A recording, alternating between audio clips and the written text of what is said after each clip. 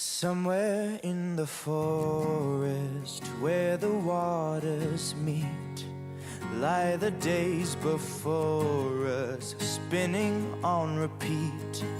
There's darkness through the doorway, silence in the streets. There's something in the stillness, a distant memory.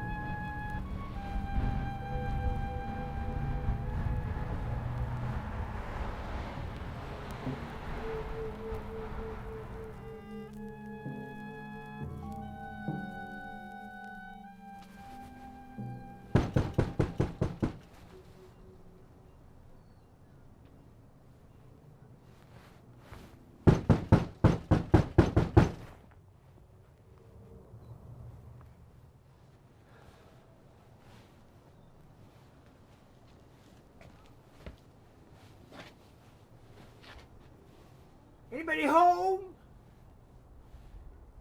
Anybody home? Please say yes, somebody home.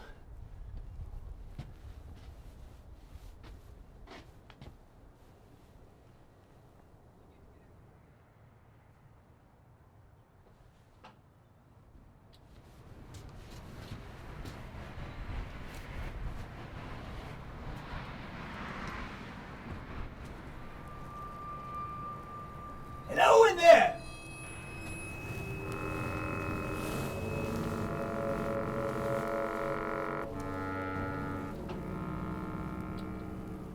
Hello?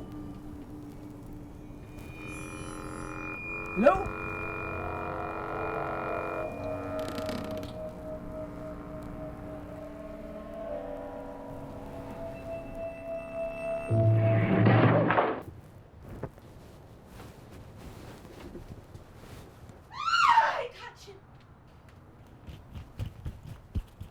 I caught you. I caught a big fat bug right in my spider web.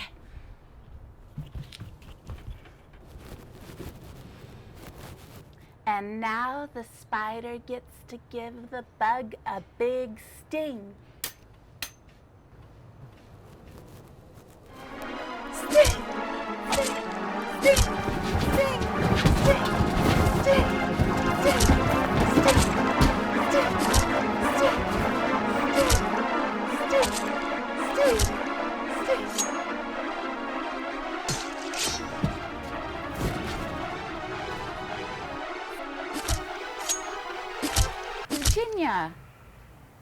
Virginia, are you crazy? Now look what you've done. They're gonna hate you.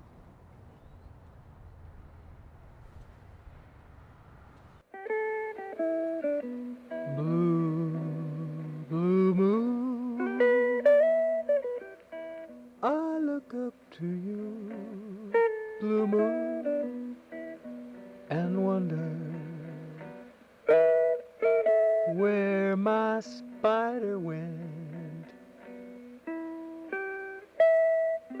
I guess he just got tired, rolled around that garbage bag with all them cherry pits.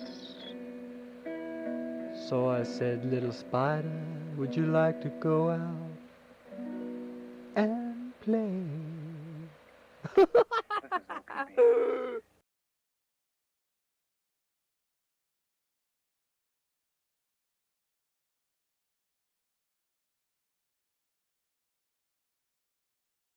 I got into music because I wasn't good at anything else. It's as simple as that. What got you started in music?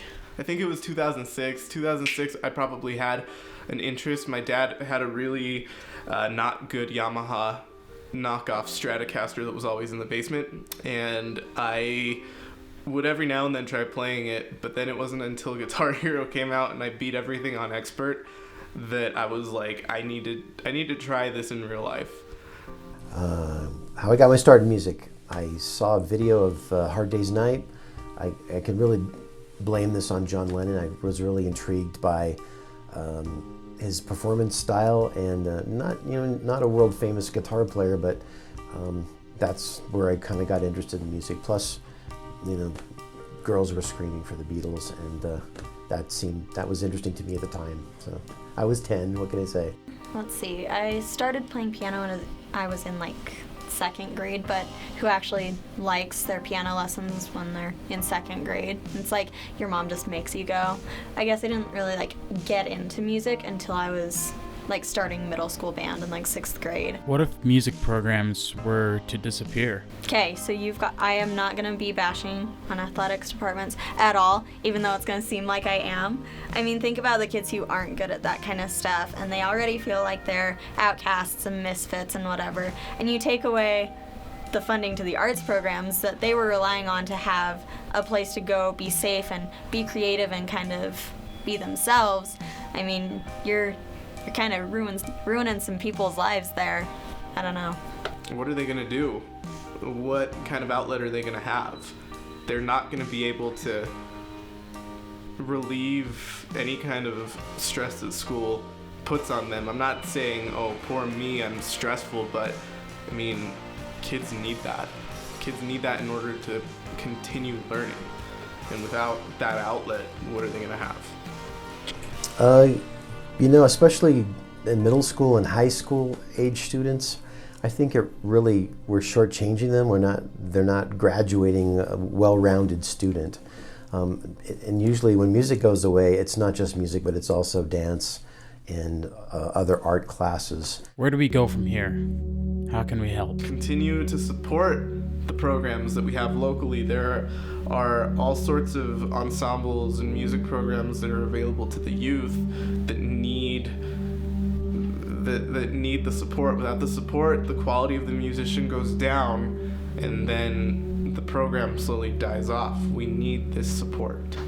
Being an advocate, and when someone gets this idea in their head to get rid of it, you just need to stand up and speak out and say, hey, that's not going to happen. What advice would you give to the future musicians? I would tell the future musicians that it's okay to suck, and it's okay to suck for a long time. And as long as you keep seeing the improvement in yourself, then you're doing what you're supposed to be, and it's okay that you're not perfect.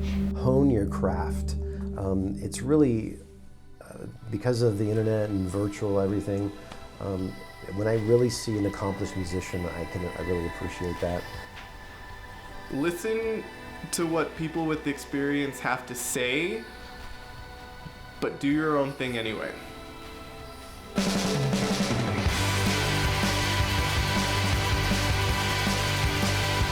Everybody's had it. Everyone. Well, you're not. I started with the BC Rich, dude. That's metal. That's metal as fuck, dude. Can you put that in the documentary, but then do like a pinch harmonic, like in Metalocalypse, dude?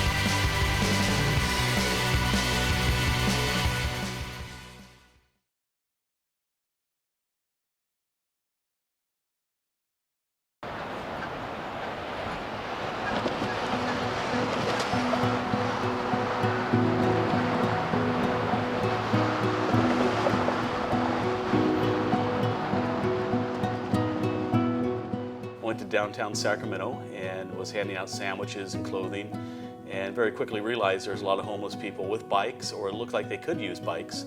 And I've always been a bicycle lover my entire life. I used to race bikes, but generally just for my own recreational purposes. I started Cycles for Hope back in June 2008 after spending a weekend with my local church's homeless outreach.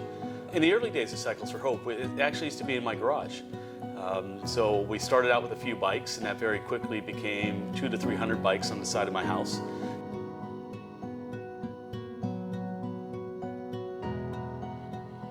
So these are all bikes that haven't been processed yet.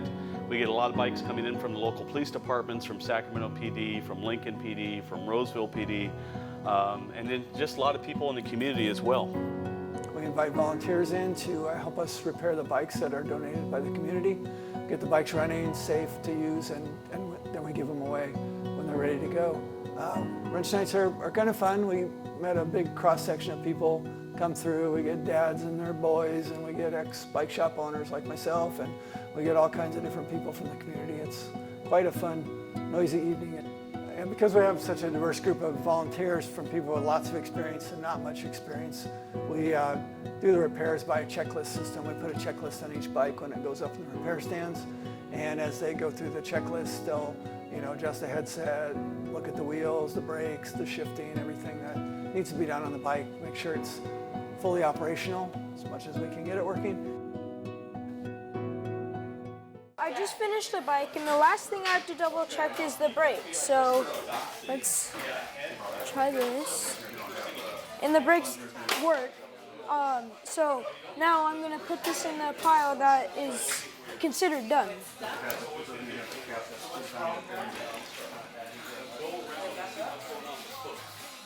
In this room, these are all of our bikes that have already been repaired, that are getting ready to go out. We have a big pile of stuff going over there. It's for all of our kids' bikes that we're going to be working on in Mexico here in a few weeks. But everything in here, these are bikes that have been repaired.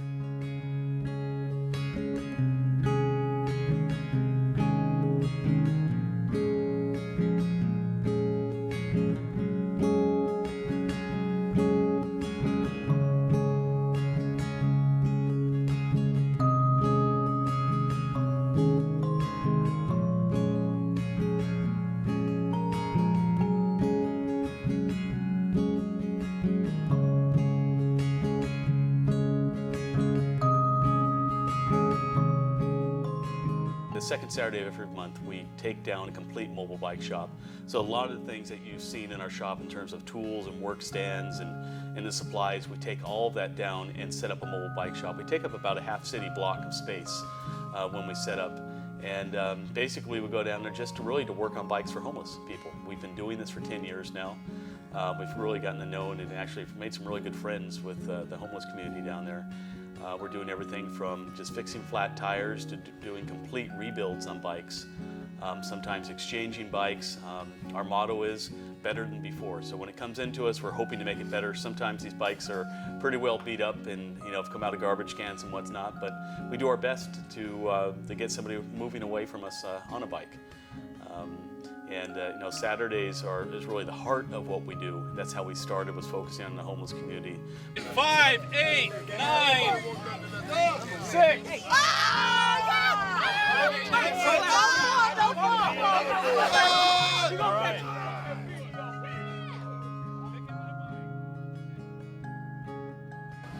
I've been coming out here for 3 months now, and am grateful that they raffled off the bikes and stuff, so that it helps me get around a lot more better now than before. I'm very thankful for this bike today because, I'm going to pedal to work today, and it helps me a lot.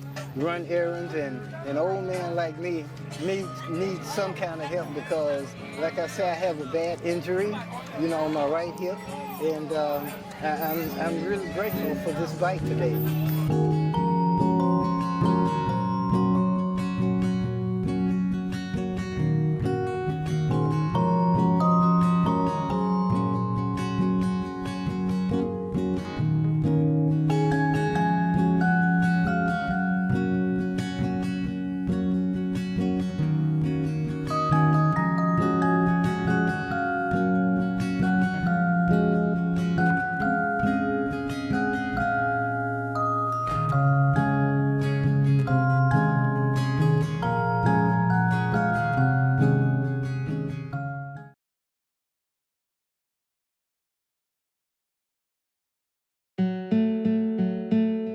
When most people are sick, they see medicine as a means to end their suffering from the cold they have. It doesn't work like that for me. I gotta start that one over. Well, we have found you a new heart. A young woman was hit by a car a few days ago. Turned out she had a brain tumor.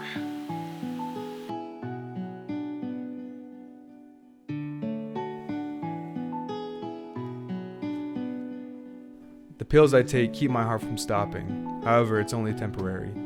Without a transplant, I'll most likely die in the next 6 months.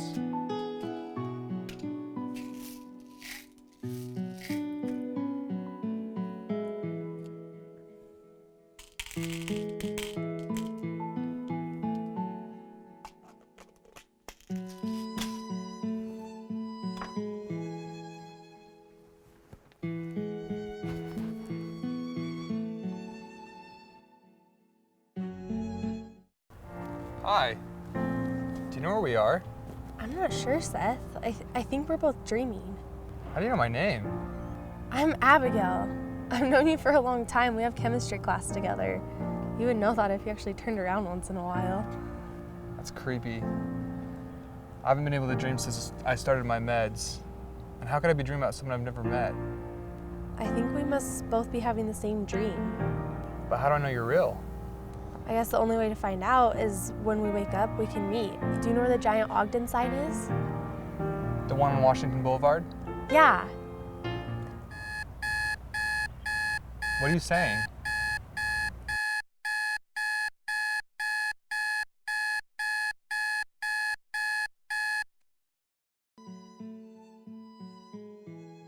Hey, what's up? You look like shit, dude. You doing okay? Did you sleep at all last night? Well, sort of, I guess. Oh, well, I have a perfect thing to cheer you up. My cooking class, met a couple of absolute hotties. Want to go out for a couple of drinks tonight? Are you interested in coming with? Could be a great night. I actually got plans tonight, man. What could possibly be more important than a couple of bombshells and a beer? Okay, this doesn't sound insane, but I met this girl in my dream, and we're supposed to meet up. You're hearing yourself right now, I know, right? I just... Okay, so you're going to meet up in real life with a girl that you met last night in your dreams. I can't explain it, man. I know it sounds crazy, but I just really feel like we need to meet. Okay, if you didn't want to go, you could have just No, said, no. I don't want to go. It's fine. It's fine. You're good. Just, Well, have a good night, man. I will.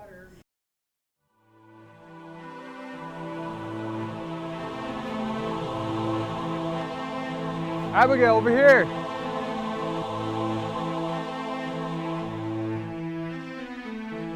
Abigail!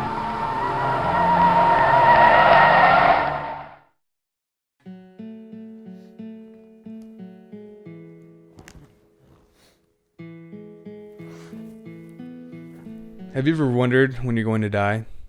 For most, it's a far-off date, and they don't have to think about it. But when death is staring you in the face, you just want him to get it over with.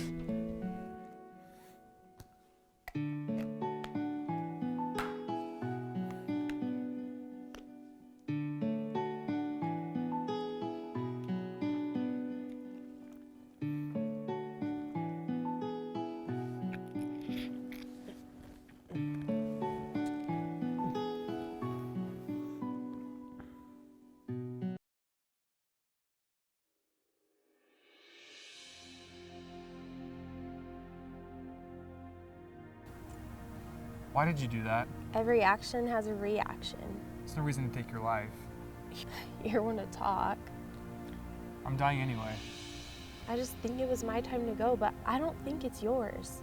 I can't go back without you. I have no one else. That isn't true. I just can't leave you. I'll always be in your heart. Goodbye, Seth.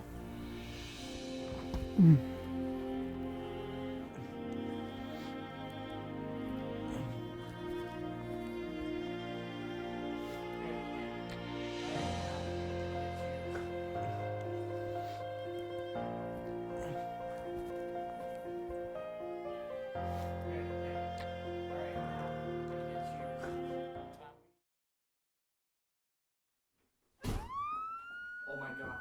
Oh, Seth! Seth! Seth, stay with me.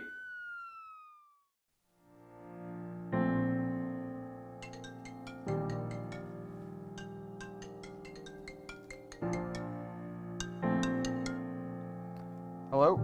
Hello, Seth. It's Dr. McNeil. Hey, Doc, what's up?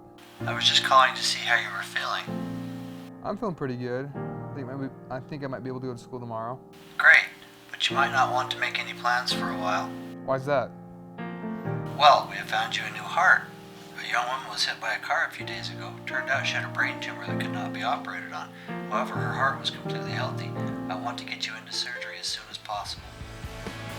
People search their whole lives for reasons to keep living, but sometimes those reasons find you. You a silhouette, a shivering shadow in the mingled ash and snow.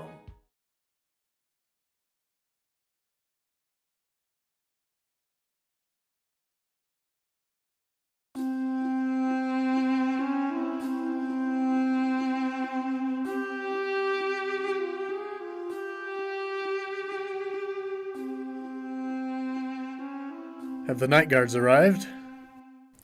Probably. What do you mean, probably? Probably as in, I don't know if the night security is here since the only person who would take the job is a ninja. This is the most expensive exhibit we have. We can't have just one ninja guarding it. I know, but no one wants to guard an exhibit that features a cursed mummy. This mummy isn't cursed. All mummies are cursed. That's mummiest. Curse? Yeah, right.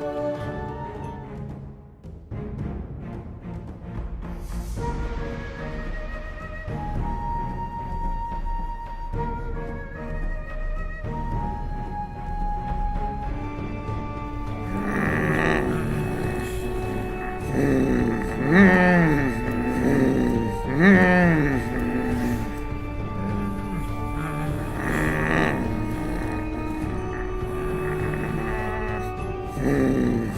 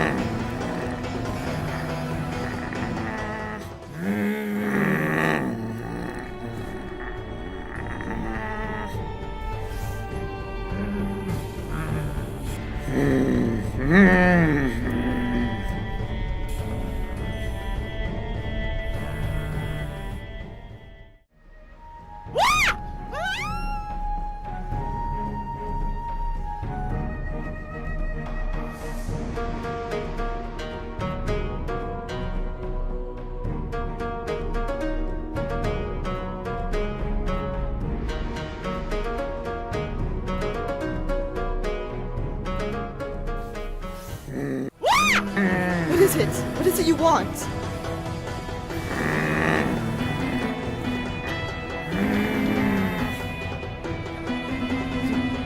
You want to learn how to knit?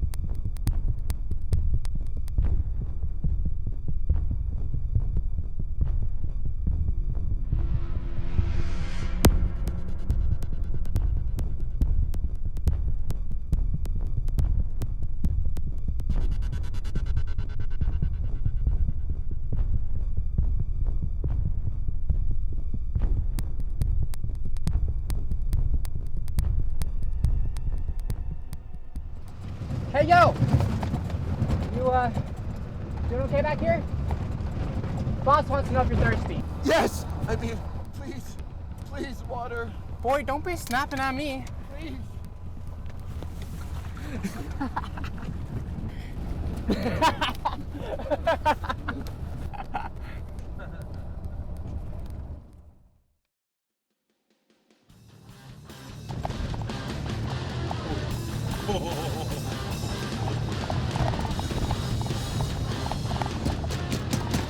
Man!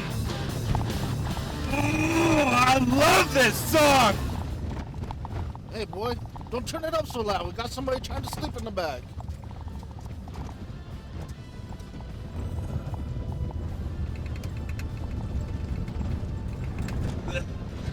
Nah!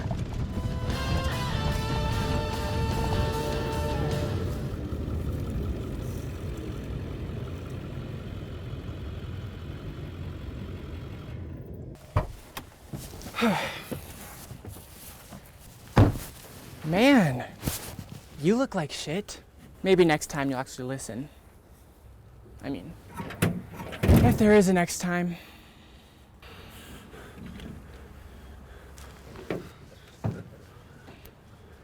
Get him out. Let's bury this piece of shit. Well, one of you needs to get your asses up here and help me.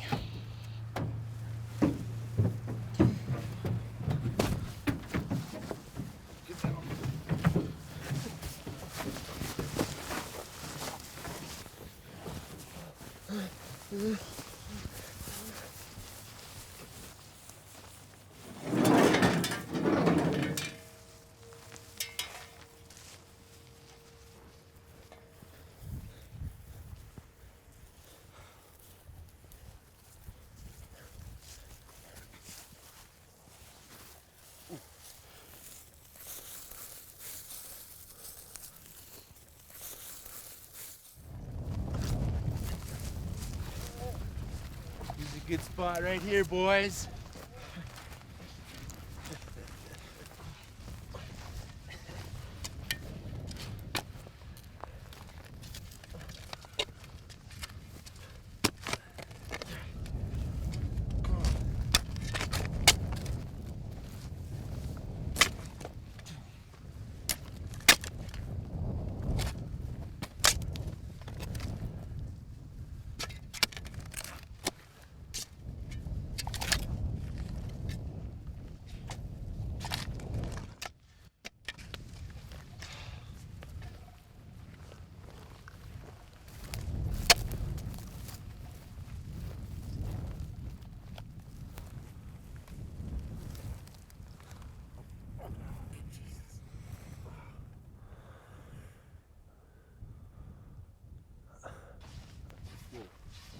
wait, man. Hold on a second. Let's just talk about this.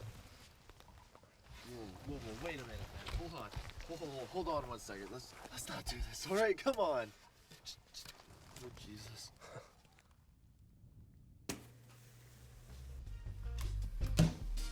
All it, fellas. What'll it be?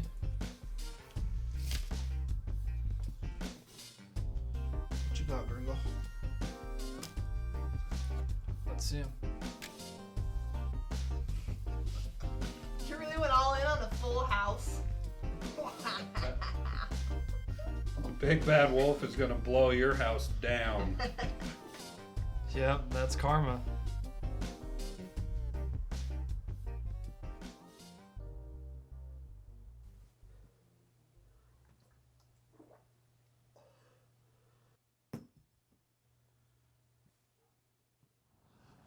Whoa, hold on, guys. Let's take a minute and talk about this, okay? I promise I'll get the money, all right?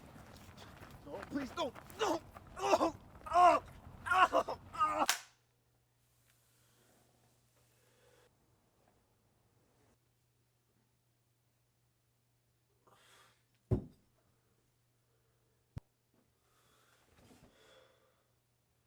Literally everything is going wrong!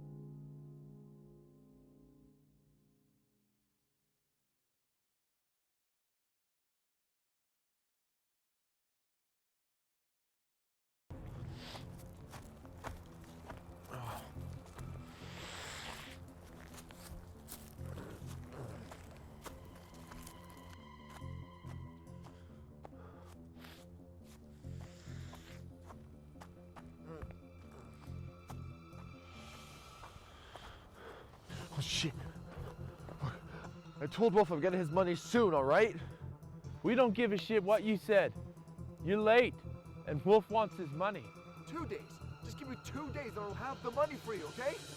That's 2 days too long, Brett. Okay, right. Take what I have. Okay? Here. Greg, get the wallet.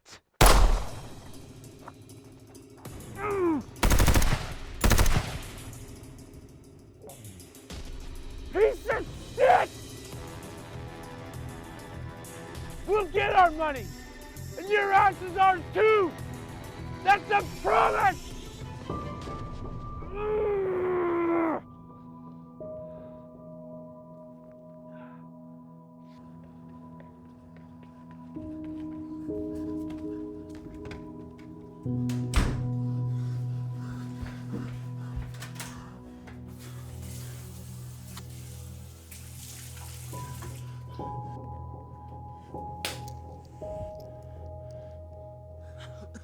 Jeez, kid. Thought you were dead. Here you go. Oh, you all right?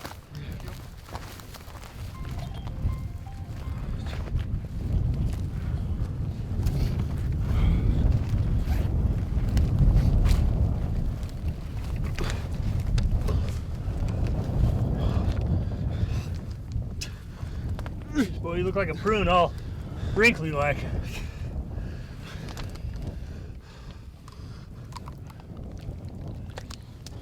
I didn't catch your name. Well, maybe because I didn't toss it at you. Name's Hank. Well, Hank, thank you so much.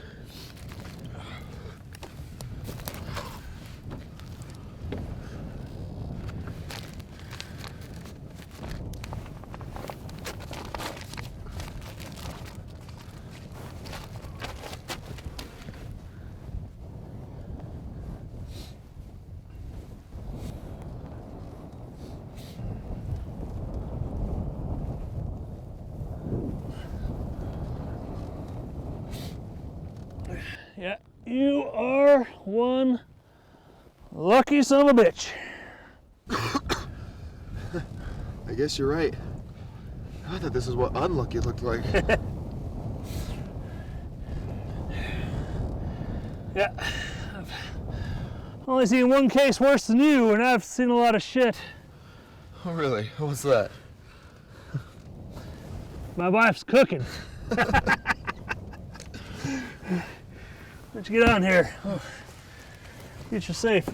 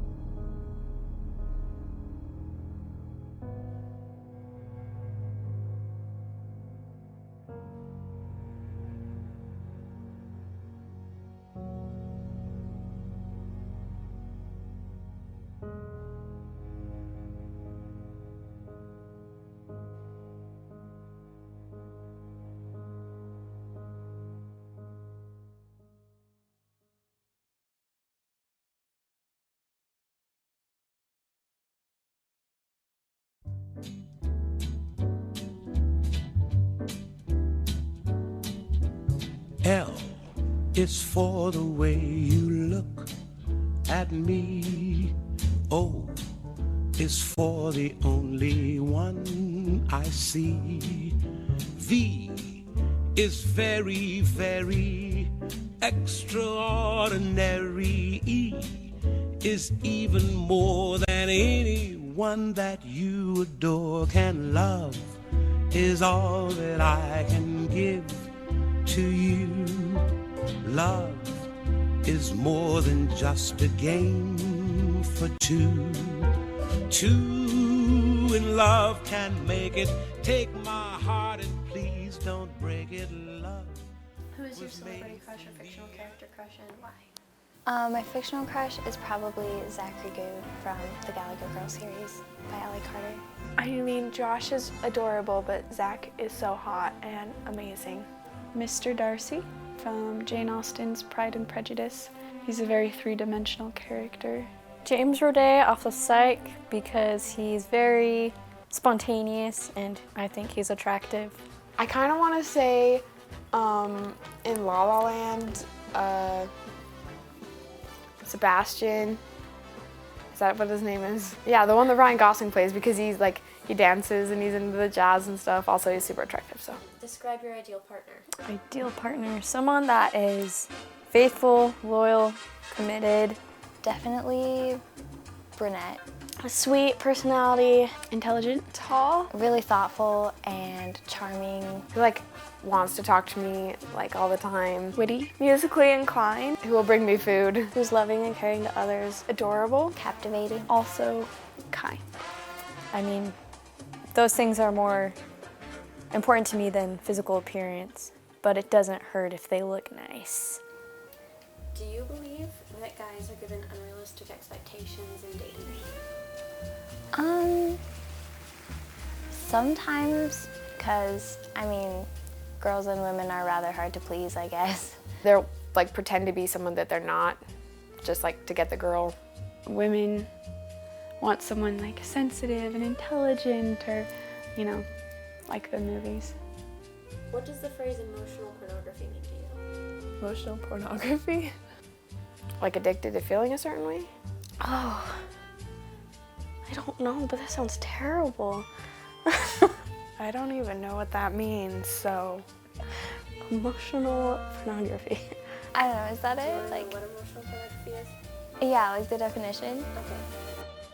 Emotional pornography is a phrase I came up with my first year of college to describe something I saw affecting many of my female friends, myself included. Essentially, emotional pornography is an addiction to unrealistic emotional expectations for any romantic relationship. Because of different things we'd seen or heard growing up, we had this idea of what the perfect man would be like. Unknowingly, we created this mold that would be basically impossible for any real person to fit. People get into relationships and they keep seeming to get into one relationship and keep moving on to another. They keep failing in their relationships, and they may, they'll be with someone for a while, then all of a sudden, this person doesn't fit my ideal of being perfect. They find one little flaw with them or something, some annoying habit, and they move on because it's not the perfect ideal that they were looking for. And so you'll see someone in and out of relationships all the time because they're in love with the idea of a relationship. And then once again, their expectations are higher than they should be. They have this idea. It was lovely dancing with you.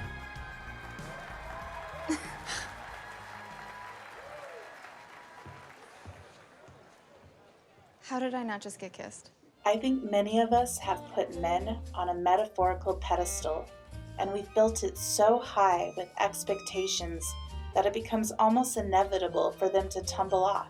I started to recognize these unrealistic expectations when I started comparing my dates to my favorite fictional characters. The moment I caught myself asking why my date wasn't more like the Flash was the moment I knew it had gone too far.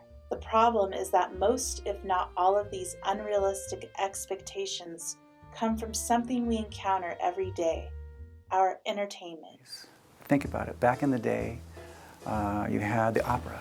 I'm sure people back in that day would go to the opera and see these things and go, wow, I'm not like that. I need to find somebody like Romeo, you know, let's not have the same ending as those guys did, but let's, you know, let's have a wonderful romance like that.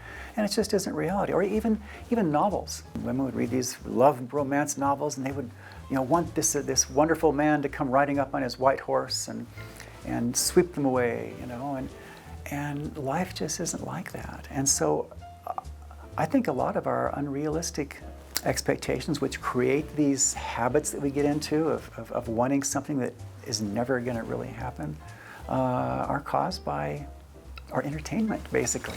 There's definitely a way with like music and stuff, and like, cause music's super expressive, and like watching movies and like reading books and stuff like that. It's like, oh, like that's so cute, or like it does make you feel a certain way, like, oh, that's what love should be like.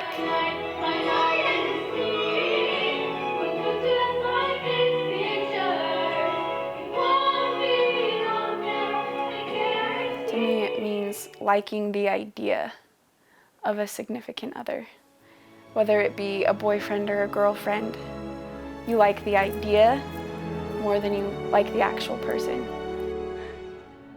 You don't even know me. I'll have the rest of my life to find out.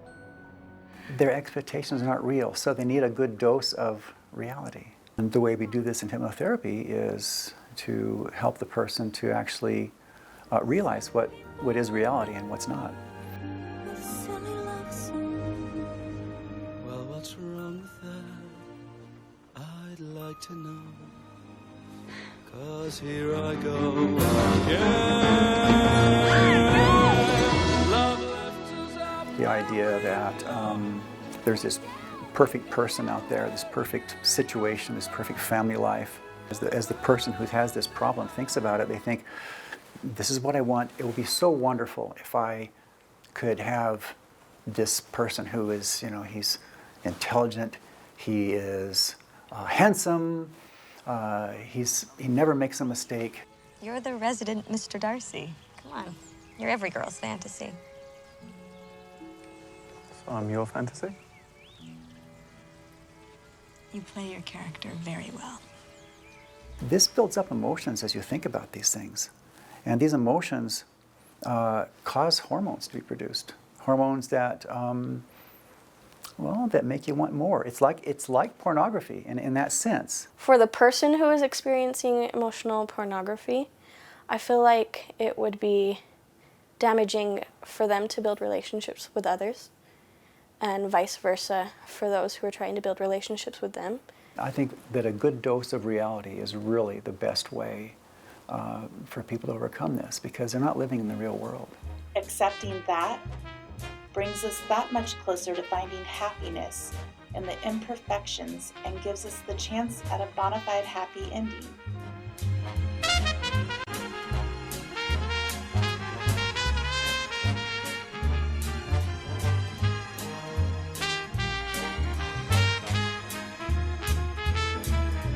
L is for the way you look at me.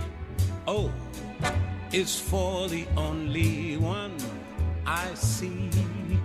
V is very, very extraordinary.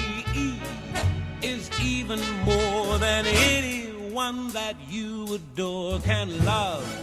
Is all that I can give to you. Love is more than just a game for two.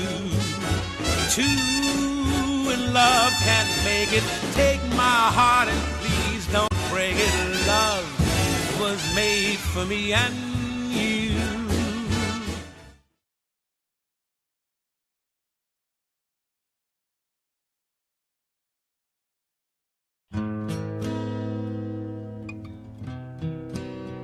Logan, what did you do? Drew, the world's not the same as it was.